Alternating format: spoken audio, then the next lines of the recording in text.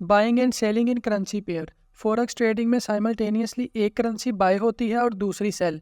जैसे मैंने आपको स्टार्ट में सऊदी रियाल की एग्जांपल दी थी। अब ये जो करेंसीज हैं आप डायरेक्ट बाय नहीं कर सकते, आप इसे बाय करते हैं ब्रोकर के थ्रू, और ये पेयर्स की सूरत में ट्रेड होती हैं। जैसे euro USD, British pound and Japanese येन। मैं आपको डायरेक्ट मार्केट में ले जाकर इसकी लिस्ट भी दिखा देता हूँ ताकि आप दोस्तों को आइडिया हो सके कि ये हमें किस तरह से नज़र आते हैं। ये रही, यहाँ आपने सिर्फ सिंबल्स वाली लाइन देखनी है, बाकी की चीज़ें मैं आपको अलग से बड़ी डिटेल के साथ एक्सप्लेन करूँगा। फिलहाल टू दी पॉइंट रहते हैं। ये आपके पेयर्स की लिस्ट है। अगर आप थोड़ा सा गौर करें तो ये जितने भी पेयर्स हैं ये उन मेजर करेंसीज के कम्बिनेशन से बनाए गए हैं जो मैंने अभी थोड़ी देर पहले एक्सप्लेन किए हैं। जैसे euro USD, pound USD, dollar का कनाडा के साथ कम्बिनेशन, यूरो का कनाडा के साथ पेयर। इसके अलावा और भी बहुत सारे हैं, लेकिन जब मैं अलग अलग टॉपिक्स को डिटेल के साथ एक्सप्लेन करूंगा उसमें बताऊंगा। अभी मेरा ये टारगेट है कि कम से कम टाइम पे आपको ओवरऑल ओवरव्यू दिया जा सके। तो चलें अब आगे बढ़ते हैं। जब आप कोई करेंसी पेयर बाय करते हैं तो इसका मतलब होता है कि आपने उस पेयर की एक करेंसी को बाय किया है और दूसरी को सेल। ये एक तरह से दो कंट्रीज के दरमियान जंग चल रही है जिसे करेंसी वार कहा जाता है।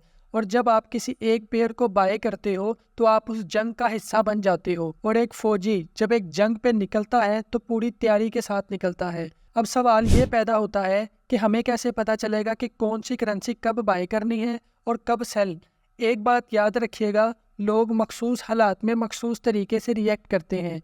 फॉर एग्जाम्पल, आप किसी शॉपिंग मॉल या किसी बड़े प्लाजे में जाए तो आप हर शख्स के बारे में ये राय नहीं दे सकते कि अब इस बंदे की नेक्स्ट मूव क्या होगी। लेकिन अगर उसी बिल्डिंग में फायर अलार्म बजना शुरू हो जाए तो क्या अब हम ये अंदाज़ा लगा सकते हैं कि लोग अब आहिस्ता आहिस्ता बाहर निकलना स्टार्ट हो जाएंगे? या फिर आप किसी पार्क में बैठे थे कि अर्थक्वेक आ गया, आपके सामने वाली बिल्डिंग जिसमें बहुत सारे लोग काम करते थे, तो क्या आप अंदाज़ा लगा सकते हैं कि ये लोग अब बिल्डिंग से बाहर आएंगे? यही मखसूस हालात इस मार्केट में क्या है, इसी चीज़ की स्टडी की जाती है और उस स्टडी की बुनियाद पे डिसीजन मेकिंग की जाती है कि कौन सी करेंसी स्ट्रॉन्ग होगी, कौन सी करेंसी वीक होगी, जिसकी बेसिस पे ये फैसला किया जाता है कि हमें कौन सी करेंसी बाय करनी है और कौन सी करेंसी सेल करनी है। अगर प्रॉफिट हो तो कितना प्रॉफिट लेकर निकलना है और अगर लॉस हो तो कितना लॉस लेकर निकलना है। इससे पहले हमने मेजर करेंसीज की बात की थी, अब हम बात करेंगे मेजर करेंसी पेयर्स के बारे में। इनको मेजर करेंसी पेयर्स इसलिए कहा जाता है क्योंकि दुनिया में सबसे ज़्यादा ट्रेड इन्हीं पेयर्स में होती है। इन पेयर्स में लिक्विडिटी ज़्यादा होती है, इनके स्प्रेड बहुत कम होते हैं और इनकी मूवमेंट बहुत ही बैलेंस्ड और स्टेबल होती है, जिसकी वजह से ट्रेडर्स और इन्वेस्टर्स ज़्यादा अट्रैक्ट होते हैं इनकी तरफ। इनमें सबसे पहला पेयर है यूरो यूएसडी। इसमें यूरो जोन के वो मेंबर्स जिनकी करेंसी यूरो है और यूनाइटेड स्टेट्स का आपस में कम्बिनेशन बनाया गया है और फॉरेक्स की लैंग्वेज में इसे यूरो डॉलर बोला जाता है।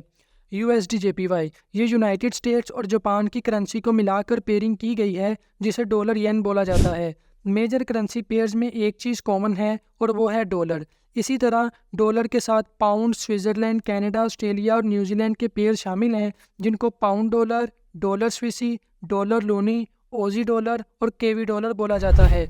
ये बहुत ही सिंपल तरीके से एक्सप्लेन किया गया है। मुझे उम्मीद है कि आप दोस्तों को समझ आ रही होगी। Market size and liquidity. अगर हम मार्केट के साइज और लिक्विडिटी की बात करें तो इसका डेली का trading volume 6 to 8 trillion dollar का है, जो कि बहुत बड़ा नंबर है। और दूसरी सबसे बड़ी बात यह है कि इंस्टेंट डिपॉजिट और विथड्रॉवल कर सकते हैं, यानी फौरी तौर पे पैसा इन्वेस्ट कर सकते हैं और फौरी तौर पे पैसा निकाल भी सकते हैं जस्ट एक क्लिक करने से, जबकि बाकी बिजनेसेस में ऐसा नहीं होता। फॉर एग्जांपल, आप प्रॉपर्टी में इन्वेस्टमेंट करते हो तो सबसे पहले आप अच्छी लोकेशन पे प्रॉपर्टी ढूंढोगे,